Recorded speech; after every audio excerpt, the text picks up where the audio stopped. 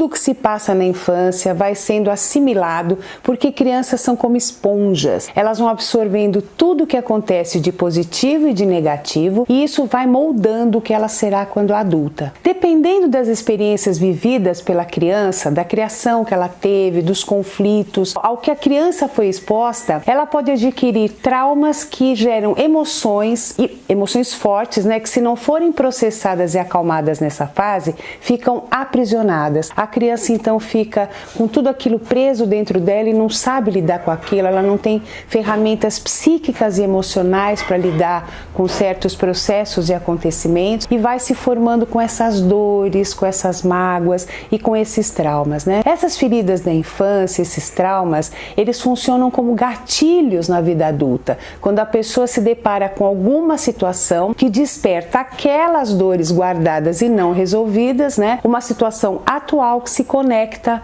a uma situação antiga, familiar, e que continua doendo e sendo difícil de entender e de resolver. Vamos falar no vídeo de hoje sobre as feridas da infância que continuam machucando na vida adulta. Essas feridas ficam evidenciadas quando existem dificuldades para confiar em si mesmo e nos outros, nos relacionamentos complicados, nos boicotes, nas atividades profissionais, dentre outras. A primeira ferida que eu quero falar é do abandono, do medo de ser abandonado. Crianças negligenciadas, abandonadas, que não foram cuidadas por N razões, podem desenvolver o medo de ser abandonados no decorrer da vida. Se sentem sós e abandonadas quando não estiverem perto fisicamente das pessoas que elas amam. A criança não entende algumas coisas, ela não diferencia algumas coisas, não é? E às vezes ela entende como abandono uma situação como deixar na escola um tempo maior ou no hospital por um tempo pequeno, e a criança se assusta achando que foi abandonada. Ela até vai entendendo conforme ela cresce, né? Mas aquilo ficou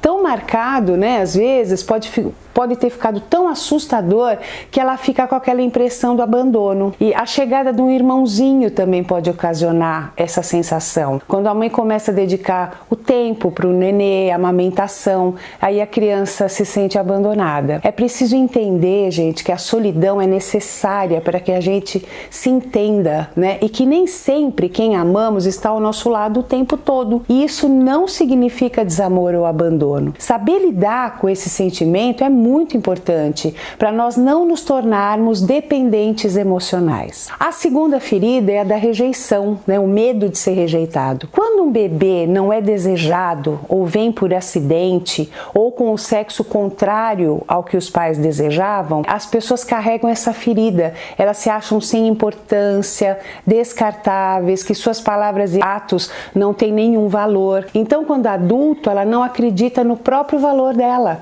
não se sente amada por ninguém, nem por ela mesma, né? E foge das relações amorosas, fica sempre de lado, tem dificuldade em interagir, em fazer parte. E ela faz tudo isso como uma defesa para não se sentir rejeitada novamente. E isso impede a pessoa de viver muitas coisas. E existe também a rejeição real, né? Quando a criança é realmente rejeitada. A terceira ferida é da humilhação. Quando a criança se sente humilhada publicamente, sabe? Quando a mãe a expõe de alguma maneira, chama de porco, quando a criança faz algo errado, ou alguma sujeira, ou faz xixi, cocô, e isso é falado na família, que é uma coisa até natural da gente fazer. Quando a criança faz xixi na cama também, ao ser exposta, ela se sente muito humilhada, rebaixada, e ninguém gosta de ser criticado, e com crianças não é diferente. A forma como nós fazemos críticas muda toda a intenção, né? As crianças querem que os pais sintam orgulho delas. Por isso, nada é mais destrutivo do que chamar seu filho de burro, estúpido, porco, fraco, né? Mas dizer coisas que humilham o filho é extremamente prejudicial, muitas vezes por toda a vida. Pode fazer com que a pessoa faça de tudo pelos outros o tempo todo, se esquecendo das próprias necessidades para não ser humilhado novamente, ou que precise humilhar os outros para se sentir bem.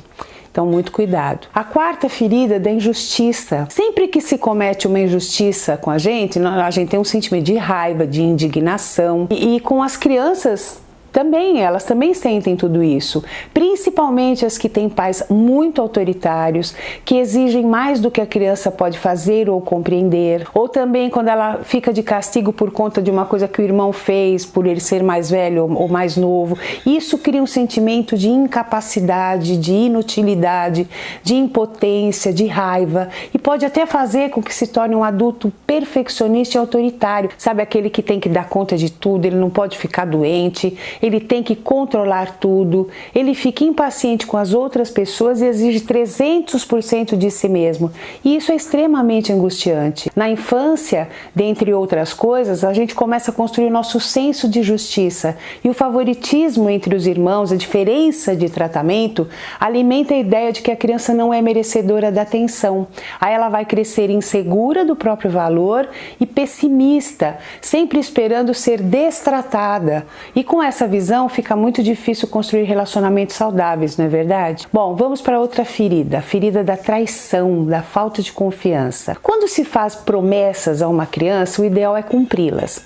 Isso é muito sério para elas, né? Para todo mundo, independente da idade. Mas promessas não cumpridas geram um sentimento de desconfiança permanente que pode ser levado até mesmo para os relacionamentos amorosos, né? Crianças que não conseguem confiar nos pais podem se tornar adultos controladores, né? Elas controlam tudo para não serem traídas novamente, sem contar a dificuldade que elas têm de acreditar nas pessoas. Então ela tem que controlar tudo, o que é impossível, né? Isso deixa a pessoa muito irritada e nervosa, até nas coisas mais simples. Ela aprende que ela não pode confiar em ninguém, porque assim ela vai evitar o sofrimento. Se a criança for muito tolhida por uma figura de autoridade, ela pode se tornar um adulto inseguro, né? Sabe aquele adulto que tem medo de arriscar, de ser diferente, de se expor, né? Porque ele teme a crítica, ele não tem segurança em agir, porque o que ela sentiu gerou uma ferida na sua identidade. Então é muito importante que esse adulto foque nos seus potenciais,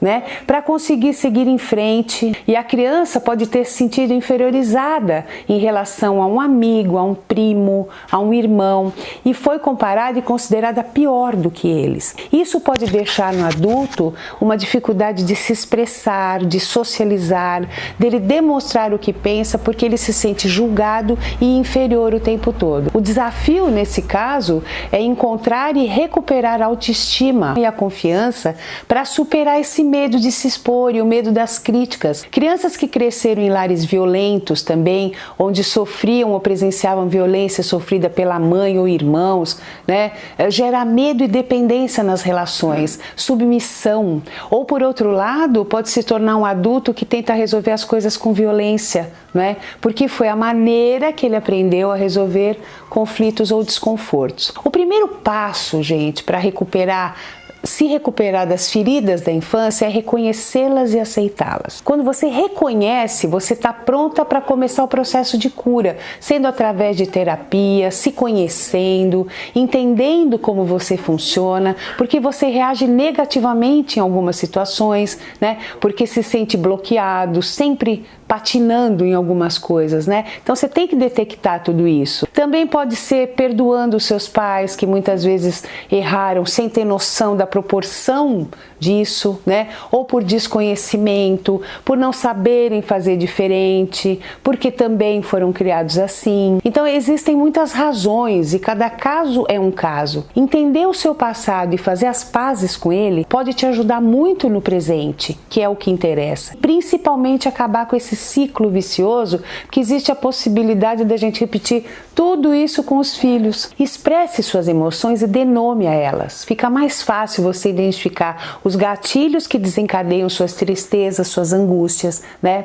E também o abuso sexual na infância, que é um dos mais devastadores de todos os traumas, também está no canal, tá bom? Mas assim, preste atenção, faça uma retrospectiva. Se você se identificou aqui em algum desses traumas que eu falei, né, sobre abandono, sobre rejeição, sobre humilhação, reconheça, dê nome a eles, né? Busque as suas memórias da infância e veja se você faz algum link com a tua vida presente, né? Se isso estiver acontecendo, se você detectou tudo isso ou algumas coisas que eu citei, busque ajuda, né? Eu acho que é para isso que a gente tá aí, profissionais da psicologia podem te ajudar muito para melhorar o seu presente, que é o que interessa.